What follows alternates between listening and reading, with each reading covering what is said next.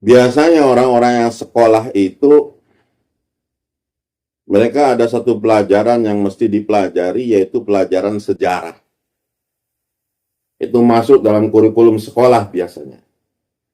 Dimanapun para siswa, para pelajar itu, ada satu mata pelajaran yaitu pelajaran sejarah. Bahkan sampai ke S2, S3, mereka ada yang mendapatkan gelar-gelar sarjana, profesor di bidang sejarah.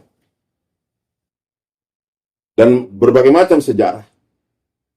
Yang diajarkan itu sejarah-sejarah orang-orang masa dahulu. Ada sejarah Islam, ada sejarah dunia, ada sejarah Eropa, sejarah Amerika, ada sejarah Perang Dunia I, Perang Dunia Kedua, dan sebagainya lah, macam-macam sejarah. Dari mulai abad-abad yang sebelumnya, mungkin ada 100 tahun yang lalu, 200 tahun yang lalu, bahkan 1000 tahun yang lalu, itu sejarah.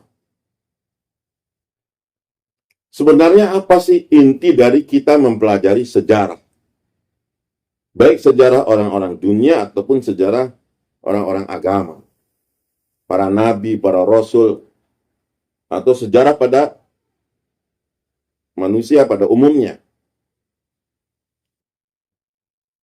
Sebenarnya ketika kita mempelajari sejarah, kita harus menyadari bahwa kita sedang mempelajari cerita orang-orang yang sudah mati. Orang-orang yang sudah meninggalkan dunia ini. Mereka orang-orang yang telah mendahului kita. Sehingga menjadi sejarah. Bukan masalah bagaimana sejarah itu diceritakan sebetulnya. Yang ingin saya sampaikan di sini adalah bahwa siapapun tokoh dalam sejarah itu, pasti dia sudah mati. Jadi ini cerita orang-orang yang sudah meninggalkan dunia ini. Walaupun mereka orang hebat, walaupun mereka orang berkuasa, walaupun mereka disebut pahlawan, walaupun mereka disebut penemu ini, penemu itu, walaupun mereka sebagai pejuang ini, pejuang itu, tapi pada ujungnya mereka itu meninggalkan dunia ini. Sehebat-hebatnya mereka. Sehingga mereka menjadi tokoh sejarah. Sejarah orang kaya, sejarah orang-orang hebat, sejarah orang-orang pintar, sejarah orang-orang penguasa. Semuanya ada. Tapi inti poinnya adalah bahwa siapapun mereka, pasti mereka akan meninggalkan dunia ini. Baik atau buruk, mereka akan tinggalkan dunia ini. Bagaimana kaya rayanya Korun meninggal dunia?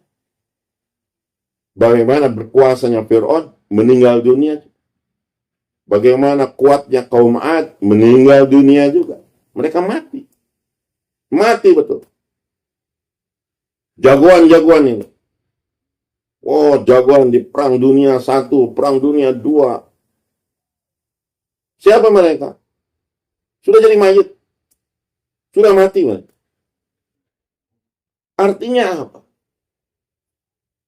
Bahwa tidak ada yang kekal pada diri manusia. Tidak ada yang kekal. Sehebat-hebat, sekaya-kaya, setinggi-tingginya jabatan, setinggi-tingginya kekuasaan, pasti akan mati. Itu poin dari sejarah. Ketika kita mempelajari sejarah, maka seharusnya kita menyadari bahwa diri kita pun akan menjadi sejarah. Diri kita akan menjadi sejarah. Setidaknya untuk keluarga kita sendiri ada cerita. Ketika kita sudah mati. Ketika kita sudah meninggal dunia. Sudah tidak ada lagi cerita kita ketika hidup. Ya, maka setelah kita meninggal dunia itulah baru cerita kita akan menjadi sejarah. Sayangnya orang menekuni sejarah, mempelajari sejarah, dibacakan sejarah, diceritakan ini, ceritakan itu. Dia lupa Dia lupa bahwa dia pun akan meninggalkan dunia ini.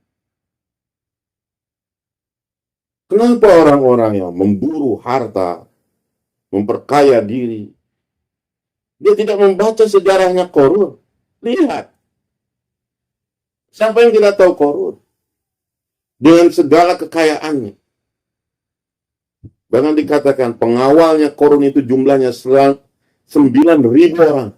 Pengawalnya saja. Belum lagi dayang-dayang yang mengiringi. Dayang-dayang yang serba cantik, yang cantik jelita itu. Selalu mengiringi. Mengipasi apabila Korun keluar itu dengan segala kemewahan. Sekarang orang itu bangga keluar dengan semua di-spill. Dari mulai topinya, kacamatanya, kemejanya, jaketnya, jam tangannya, celananya, sepatunya, tasnya, isinya. Wah, semua barang mewah. Sehingga berapa nilai yang dia bawa itu dalam tubuhnya itu bisa kita, Masya Allah, kita hitung. Masya Allah, nilainya sekian ratus juta, sekian puluh juta, sekian miliar. Belum lagi mobilnya, rumahnya. Seperti itulah Korun itu. Dia keluar dengan kebanggaan. Dengan dayang-dayangnya, pengawalnya semua. 9.000 orang dikatakan. Tapi orang yang memburu harta, dia tahu sejarah itu, dia masih juga ngikutin seperti itu. Padahal dia tahu, lihat Korun matinya bagaimana. Matinya Korun itu bagaimana. Dia terus dihisab betul-betul oleh bumi, dimakan betul, ditelan setiap hari satu jengkal. Dihinakan oleh Allah SWT. Begitu juga orang yang gila kekuasaan. Dia membaca sejarahnya Fir'aun. Dia bisa membaca sejarahnya Alexander the Great. Dia bisa membaca sejarahnya Namrud. Dia bisa membaca sejarahnya orang-orang terkaya dahulu, penguasa-penguasa dahulu. Stalin, Lenin, dan sebagainya. Tapi dia tidak mengambil poin bahwa mereka itu mati akhirnya. Mati akhirnya. Ujung-ujungnya adalah mati. Kenapa dia tidak mengambil itu? Dia gila kepada harta, dia gila kepada kedudukan, ingin jadi ini, ingin jadi ini. Dapatkan posisi ini, dapatkan kedudukan ini, jabatan ini. Dia terus, dia buru. Walaupun dia harus bermaksiat kepada Allah, walaupun dia harus melanggar norma-norma agama, syariat agama, dia menyuap, dia menyogok, dia menyikut, dia memfitnah, dan sebagainya. Mendapatkan jabatan, dia lupa bahwa ujungnya akan mati. Itulah poin daripada kita mempelajari sejarah. Ini yang banyak terjadi.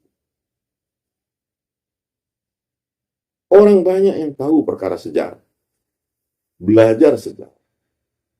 Tapi inti daripada itu mereka tidak ambil. Sekuat-kuatnya, sehebat-hebatnya, mereka kaum Ad dengan kekuatan tubuh mereka, fisik mereka. Bayangkan cadas-cadas yang di gunung, batu-batu yang di gunung itu diukir oleh kaum Ad, kaum Samud, dengan kekuatan mereka. Fisik mereka, dan mereka sombongkan hal itu. Man asyaddu minna quwwah. Siapa yang lebih dahsyat, lebih hebat kekuatannya daripada kami? Mereka menyombongkan kekuatan. Tapi lihat, sejarah membuktikan mereka juga mati. Mereka itu mati. Lihat bagaimana pengikut mereka. Yang gila olahraga betul-betul. Sehat, sempurna, sehat. Bukan salah. Boleh. Untuk menjadi sehat itu luar biasa. Kewajiban, menjaga tubuh itu kewajiban. Tapi ketika gila mereka, betul-betul menjaga segalanya dengan kesehatan ini. Subuh ditinggal, maghrib ditinggal, zuhur ditinggal, asar ditinggal, olahraga. Wow, bagaimana fisik, dengan fisik mereka, kekuatan mereka. Mampu lari puluhan kilometer, mampu angkat beban, mampu dengan tenaganya berjam-jam dalam olahraga. Fisik mereka, fisik. Mereka nggak sadar. Akhirnya mati juga. Nggak berpengaruh itu. Apa yang mereka usahakan mati-matian itu. Menjaga tubuhnya, menjaga ininya. Semuanya tidak berpengaruh. Tidak aja loh. Udah kalau sudah datang ajal, habis semua. Dan dalam sejarah itulah poin yang selanjutnya adalah bagaimana akhirat mereka. Itu yang menjadi ujungnya. Bagaimana akhirat mereka. Yang tadi sudah disebut, yang berkuasa, yang kaya raya, yang kuat, yang hebat, dan sebagainya, pahlawan, dan sebagai pemenang ini, dan sebagainya. Bagaimana akhirat mereka? Mereka bahagia di sana atau tidak? Mereka dapatkan ridha Allah atau tidak? Mereka mendapatkan surga atau tidak? Atau malah mereka dengan apa yang mereka banggakan mereka di dunia itu, mereka masuk ke neraka jahanam. Itu saja. Jangankan untuk menjadi raja hari ini, orang menjadi penguasa rendahan saja, mau di RT ataupun menjadi ya manajer lah ataupun kepala ini perusahaan, ya Allah, sombongnya minta ampun. Dia sombong dengan jabatannya. Padahal orang yang lebih berkuasa, lebih hebat, semuanya itu akan ditinggal. Masalah akhirat inilah yang akan menjadi sebetulnya perhitungan yang paling utama. Bagaimana mereka itu di akhirat dengan membaca sejarah. Walaupun dia sudah berkuasa, walaupun dia sudah menangkan ini, menangkan itu, dan sebagainya. Bagaimana mereka di akhirat? Fa'tabiru ya ulil absar. Fa'tabiru. Ambil pelajaran dari sejarah. Ambil pelajaran dari sejarah. Ambil i'tibar dari sejarah. Karena di situ kita akan mendapatkan manfaat bagi keimanan kita, bagi diri kita, yang bakal menjadi sejarah. Jangan sampai kita menciptakan sejarah yang jelek untuk anak cucu kita. Jangan sampai kita merugi nanti di akhirat kelak gara-gara sejarah kita yang jelek. Maka kita mesti membangun sejarah yang bagus, yang diridhoi oleh Allah, dicintai oleh Allah, dimuliakan oleh Allah di dunia dan di akhirat. Tidak apa-apa. Sejarah diri kita tidak tertulis dalam buku, tidak ada dalam cerita, tidak ada dalam kisah-kisah, tidak diketahui orang, tidak dikenal orang, tidak jadi masalah. Tapi kita menjadi tokoh-tokoh utama nanti di surga. Menjadi betul-betul orang-orang istimewa nanti di akhirat. Dimuliakan oleh Allah. Tidak dikenal di bumi, tapi dikenal di langit. Menjadi selebritis langit. Selebritis akhirat yang masuk surga, dimuliakan oleh Allah Subhanahu wa ta'ala. Untuk apa kita sejarah kita dipuji-puji di dunia, dielulukan, disebut-sebut namanya, tapi di akhirat kita naudzubillah, summa naudzubillah, akhirnya berujung ke neraka jahanam. Untuk apa?